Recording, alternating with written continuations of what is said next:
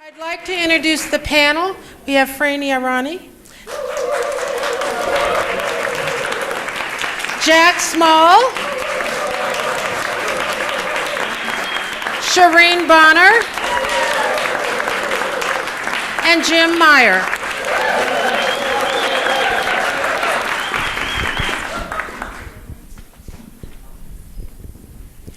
Okay, the quote that our Sahavas theme this year in its complete form was, "I want each of you to come with longing to my Sahavas.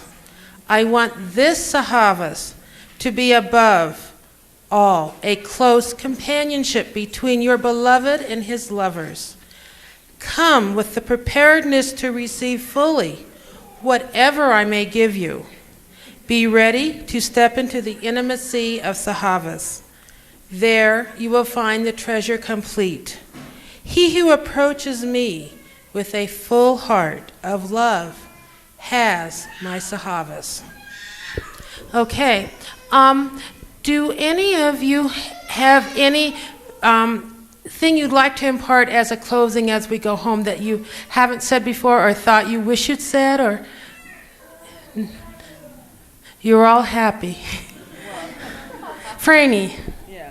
No, well, I'm happy, yes, but I don't know what do you want me to say? I just wanted if any of you had a take-home message that you wanted to give or something that you wish you'd said, it might be your last opportunity.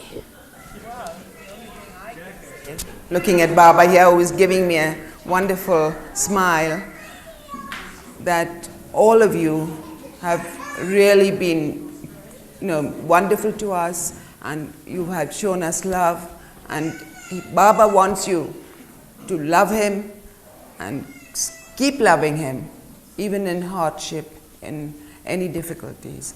Because I can tell you from experience, he's always behind you if you call out to him. Hold on to his Dhamman. Whatever the calamity or difficulty, just hold on. I can't stress that more than anything. And he's with you. He's told me that, and I can vouch for it. So I leave that message and my love to you all as well. Shireen?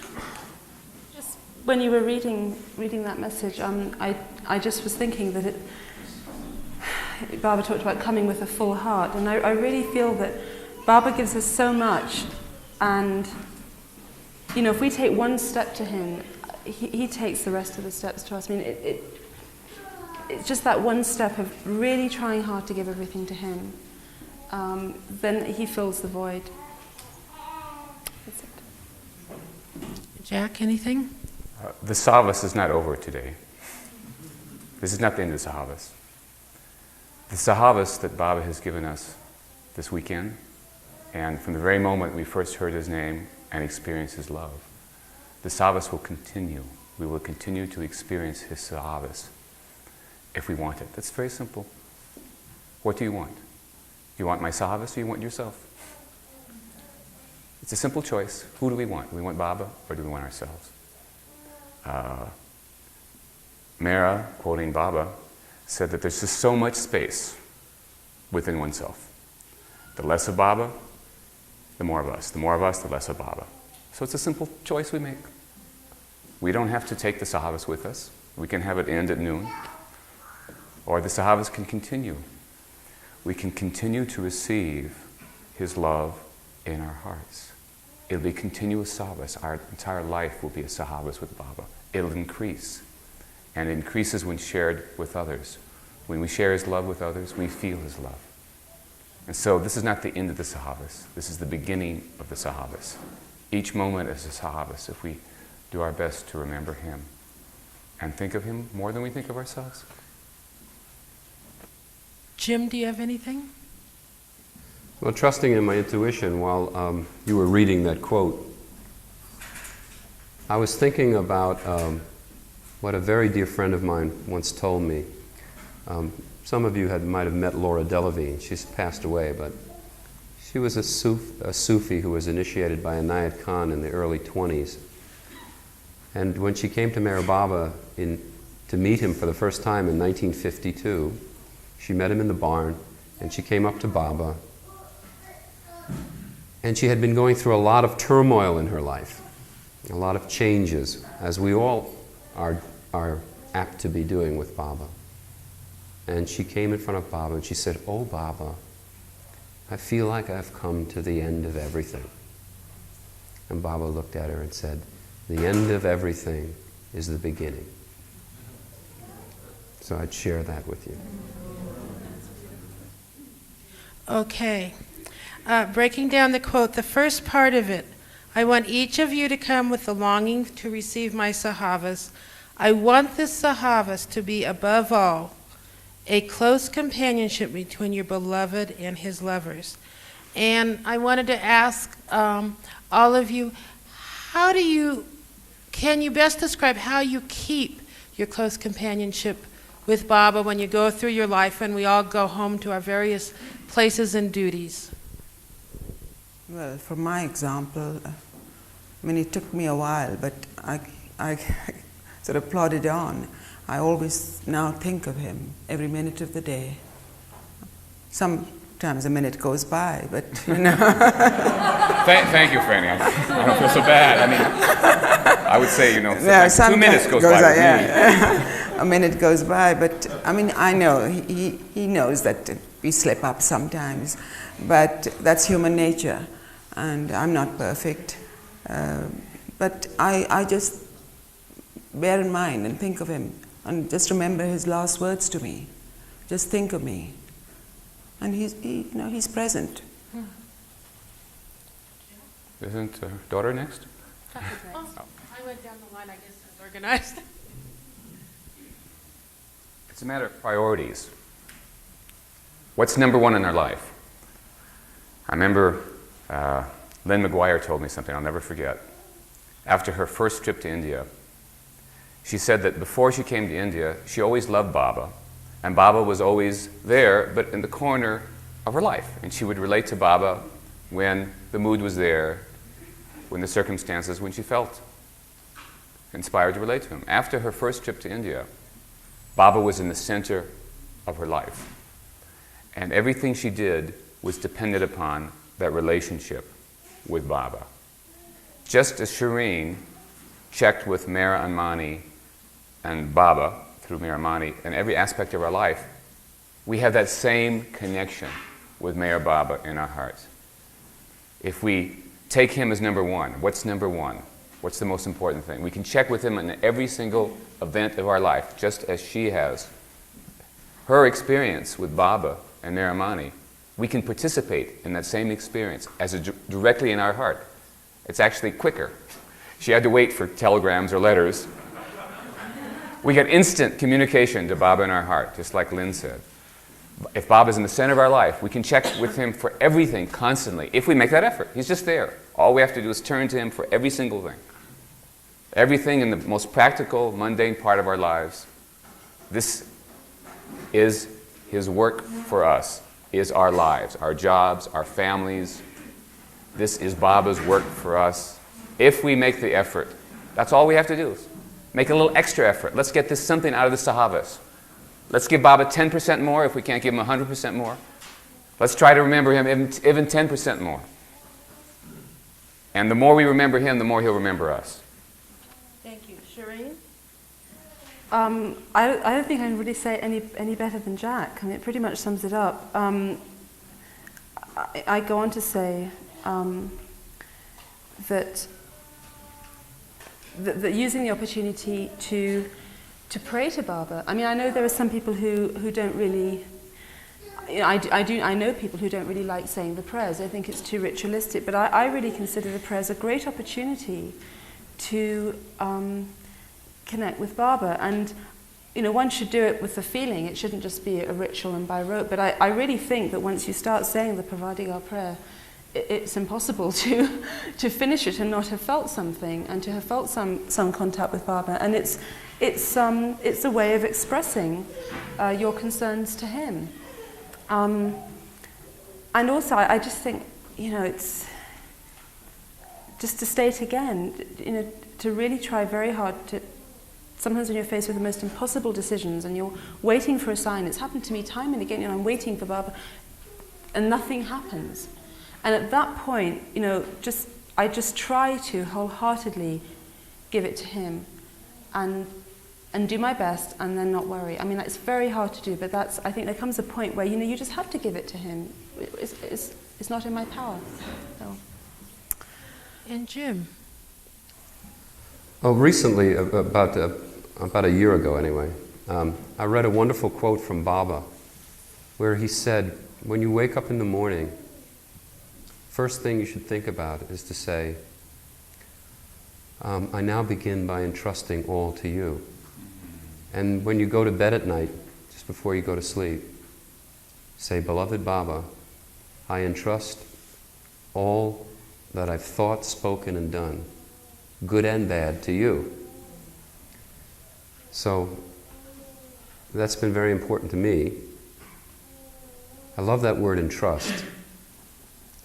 And I love the words good and bad. My understanding of Baba, which is extremely limited, and it seems to get more limited as I get older.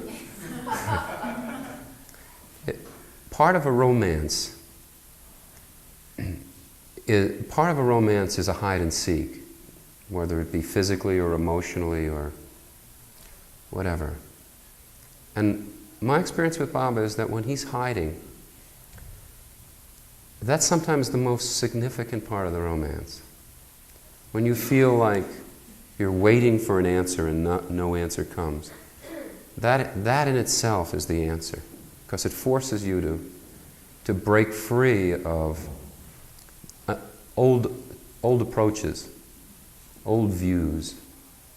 And I'm very thankful to Baba for, I'm angry at Baba and I'm happy at Baba, but I'm very grateful that he has created this romance.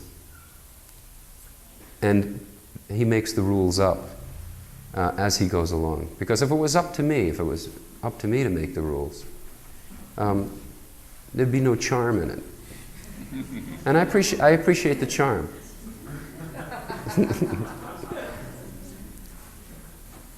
Okay, the next part is come with the preparedness to receive fully whatever I may give you.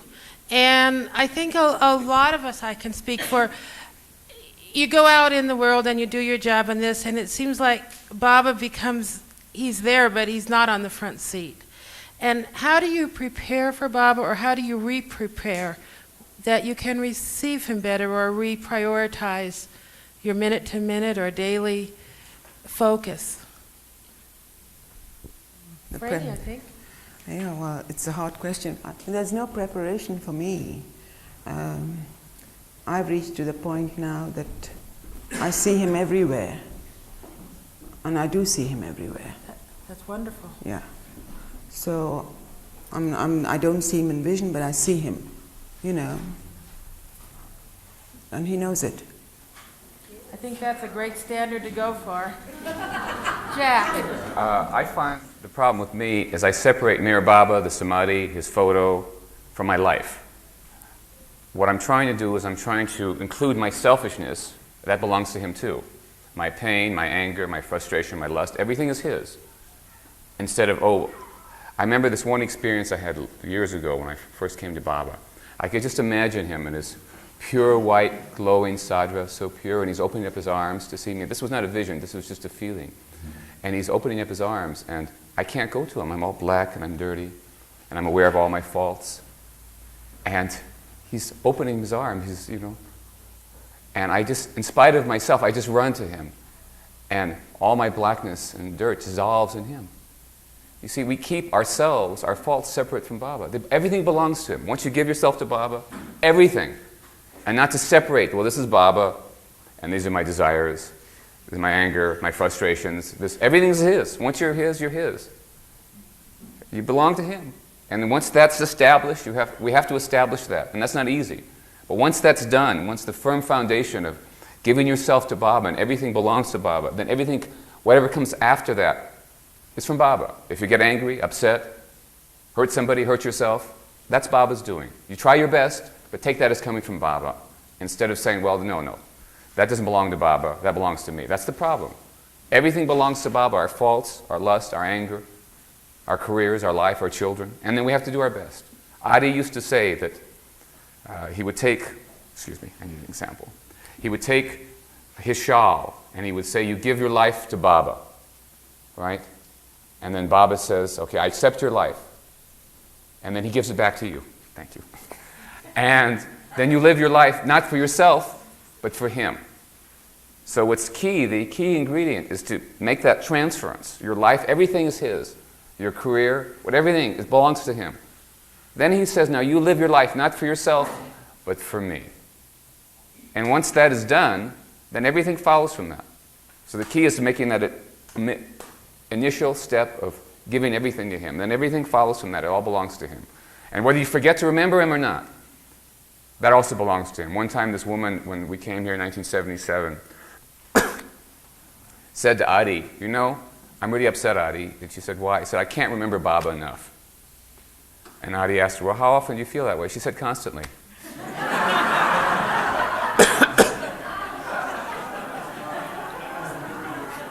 That's wonderful, you know?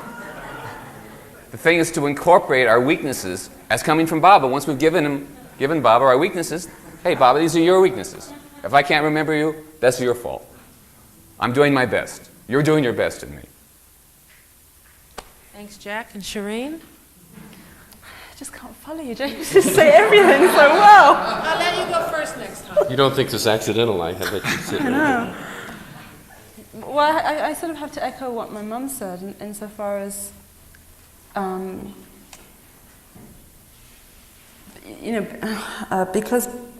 because I do really try to have Baba be the focus of my daily life. But of course, I slip. I mean, that happens. And then in terms of getting him back again, or me going back just mentally, just simple things. Like if I do have a moment where I really feel I'm just not feeling Baba very much, I'll pick up one of the few books I can read, and read Margaret's stories or Kitty's, just beautiful stories about Baba. For me, of course, also I remember my times with him.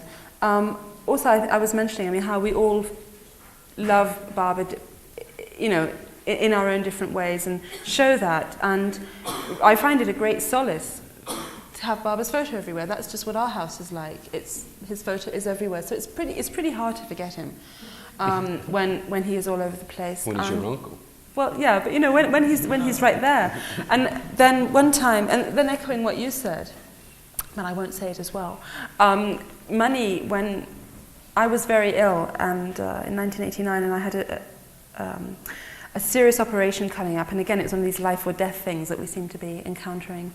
The operation was such that I could have died on the operating table, and so nobody knew what the outcome was going to be until I had the operation and woke up, basically. And we were getting messages from India. Money was phoning, so doing all this. And Bao was visiting London at the time, just after my operation, when I was still very ill, but I was out of danger. And he said, Money had a message for me. And he said, what? She said, why are you worrying so much? She said, you know that Baba is going to perform every second of that surgery. She said, why are you worrying? And it really struck me. I thought, when somebody says to you, you might die, you do tend to worry a little bit. But it just brought it home so clearly that we just have to remember that he is, we're so fortunate, and we give ourselves over to him. And she was saying that she was convinced I wasn't going to die. But the fact is, whether I died or not, it was in Baba's hands, and I was in Baba's hands. Jim? I think one of the problems we all have is that we don't see the Baba within ourselves. We tend to feel that we're most unworthy while we see all these other people loving Baba so much. And I know that's my personal experience. I'm always moved when I go to a Sahavas or I'm around the center, seeing how much love everybody has for Baba, and sort of comparing myself to everybody else. There's an old expression, compare and despair. You 12-steppers know what that is. But I think that's part of the game, you know. I think that's all. I mean, I'm absolutely convinced that everybody is doing it just right. You're exactly where you're supposed to be. You're exactly remembering Baba as he should be remembered in your lives. That there's a certain mystery involved, and that's part of the charm, and the mystery is not showing you too much. Because if you see too much, you're going to go wacky. You're going to start wearing robes and preaching down at people and stuff. I mean, everybody has this very special, unique, we're all like snowflakes. We're all God. We're all unique. He loves us all because we are Him. And we have to go through these states of doubt and despair so that we can have that contrast when He finally reveals another aspect of Himself in us. And that's good for me to remember, because I know what despair is, and you all know what despair is. I went through a period in which I felt that Meher Baba had abandoned me. And I dare say that many of you have experienced this as well. And I say that because you are like me, you know? And I got this letter from Mani. She called me an idiot, you know, which was wonderful.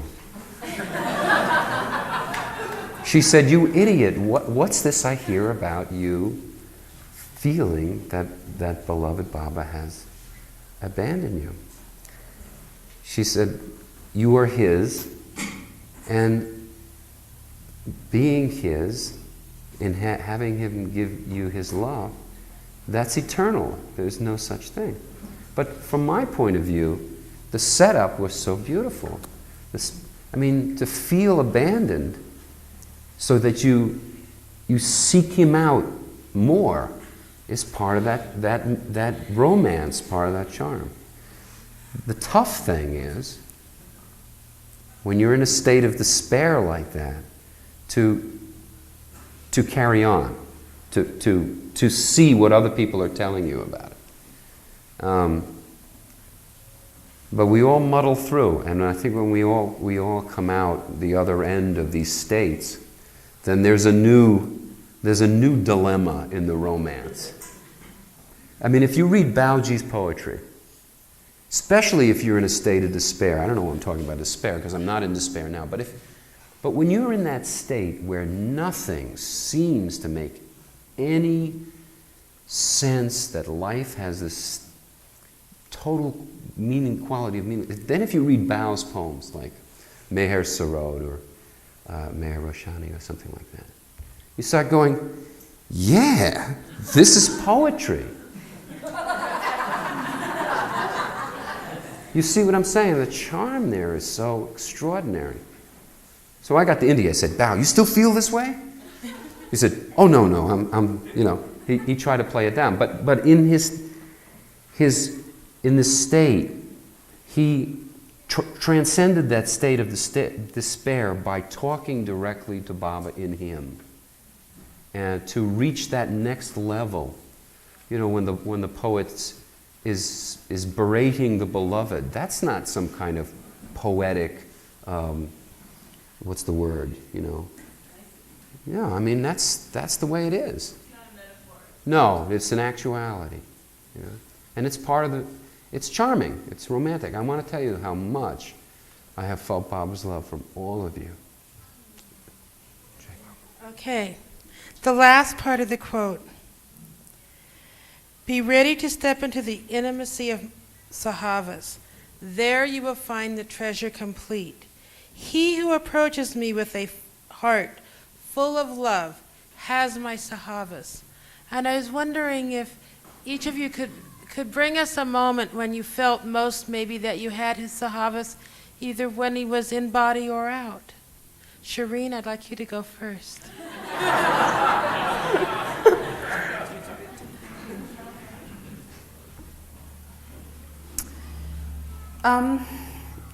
This is perhaps not the moment when I most felt I had his Sahavas, but it's a very poignant, striking moment in my life, and that's when my father died. Because I just really felt something shift, and my father was very important to me, and I mean, there's no question my relationship was with Baba directly, but I also really feel that I benefited, for want of a better word, from my father's, obviously, but from my father's presence in my life and his love and devotion to Baba. I felt taught me a lot. You know, I don't really know how to, but he was. I think because of my father, I came to have a clearer vision of Baba. I mean, my father was a great influence on me. And when he died, on the one hand, it was just really terrible. On the other hand, it did feel right and appropriate, because it was obvious that he was meant to die, and also it was very obvious from what we were told that he knew he was going to die, and he himself prepared for it the night before. So when I heard all that, I'll just tell you briefly, but he'd been very ill. He had a heart complaint, but he didn't take any allopathic medication for it, and he was in absolute agony. I mean, you've got your heart's just seizing up, and he took nothing. And the night before he died, he did several things that was extremely out of character, including having a complete, I mean, I don't mean he didn't bathe, but he had a complete bath, and shaved off not shaved off, but shaved off most of his beard. He had a long white beard, and he had it trimmed quite close to his face, and he had his hair cut. And he'd been extremely ill. I mean, he'd been bedridden. He had to get up and get into a bath, and he had a barber come to the house and cut his hair. And in addition to this, he asked someone to go to it's a place called the Body Shop that sells herbal and sort of lotions and things, and asked for sandalwood and rose oil. And my father was terribly allergic to any kind of perfume, I mean, so much so that, if I put a drop of anything, I mean, he couldn't stand it. As his life progressed, he became more and more allergic, to disinfectants, and these are really pungent, heavy-duty oils. And he put a little dab on himself, but he basically had the bottles waiting there. And then he went to bed. And, I mean, this is very personal, but this is a time when I really felt Baba very strongly. So the next morning I had a phone call from the friend he was staying with, that he was very seriously ill, and I had better come. So I was completely taken aback. I mean, I just hadn't, because the thing with my father was he always went on, no matter what, he just kept going. And I didn't take it as seriously as I should have done that first phone call. And then I got the phone call 20 minutes later saying, this is really bad, we're on our way to the hospital, don't meet us at the apartment, meet us at the hospital. Now, it just so happened that Jay had left our house about 3 minutes before the phone call came with his stepsister who was visiting. And he'd gone to take her to his college in the middle of London, and it was Saturday. I mean, traffic was bad. There was no way I could get hold of him. I don't drive, and Franey, who does drive, had to stay back with Meyer, who was only 2 at the time. So I had to go on my own to face this. And it really seemed that Baba had just arranged this, that it just had to be me going there, to see my father for the last time. And but when I got the phone call from the friend, they said, well, this is really bad. And I didn't understand still, and I said, let me talk to him. And this person said, you don't understand, he's on the ground, he's about to get into an ambulance. So I said, put the phone to him. And there is a point to this story, because I really thought Baba just so the phone was held to him, and I was just, talking to him and, saying, Daddy, Daddy, I love you, hold on. And I found out afterwards that his heart, the monitor was completely flat. And at that point, when I was saying that to him, they got a response, and the ambulance men were actually saying, great, great, great, and then it went again. So I like to think, and when I heard that, I really like to think that Baba just gave us that last moment together. And I feel that he heard me. So that, because when I got to the hospital, he had already died. And I was caught in Saturday traffic, and I was on my own, and I didn't know what to do. I couldn't fathom it. Just, not the same as with Baba, but the same thing. My father just could never die. That wasn't going to happen. And as I got into the hospital, into the emergency room, this whole sort of entourage of medical people were about to come to me, and were about to say, "Your father's died." But the person my father had been staying with got to me first, and said, "He's gone to Baba." So those were the first words I heard. And then it developed, and then just, anyway. But that was a time where I felt Baba so strongly, because I really felt Baba knew what had gone from my life, and he just filled that void. And I feel so close to my father now, but I feel close to him through Baba. Thank you very much. Franey?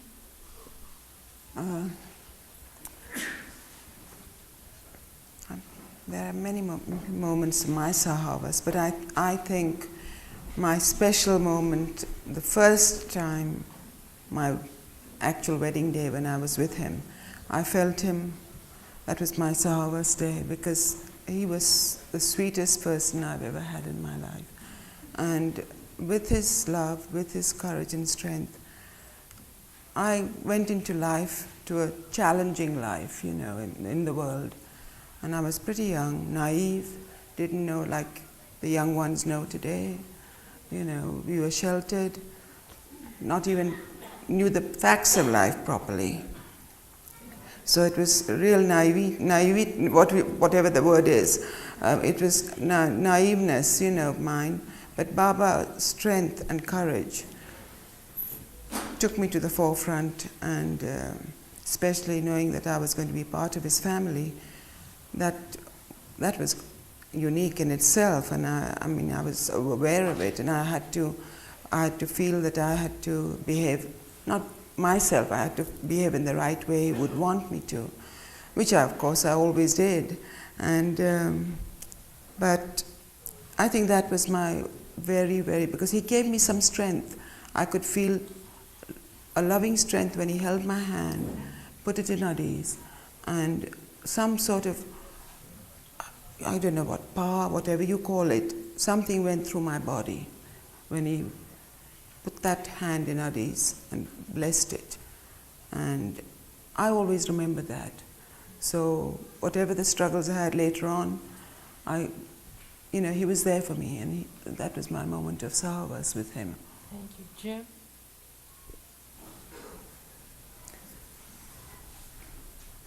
I can't help it when I hear these things that the first thought came into my mind is I'm sort of preparing for my Sahavas.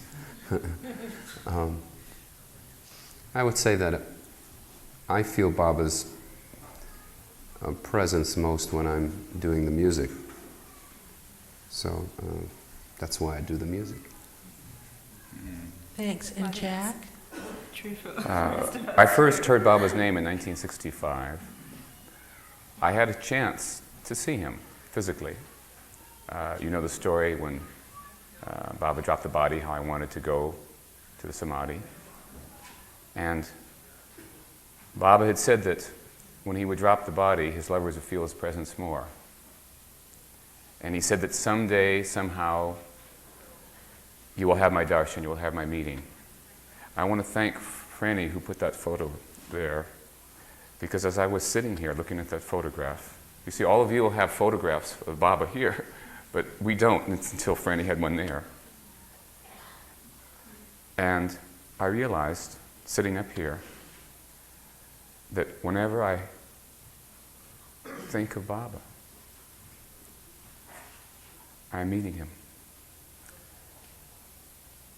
Feeling this and understanding this at this moment makes this moment with you all the most significant experience I've had of Meher Baba. Because that's all I have to do is look at his photo and think of him. and I'm with them. And that's darshan. That's with Baba any time. So this moment to me is the most significant moment. I can't think of anything in the past. There may have been other things in the past. But right here with you, just thinking of you, thinking of Baba, thinking of your love for Baba, this is the most significant moment for me. Thank you. And I hope all of you have felt Baba's Sahavas. And I'd like to thank again Franey, Jack, Shireen, and Jim.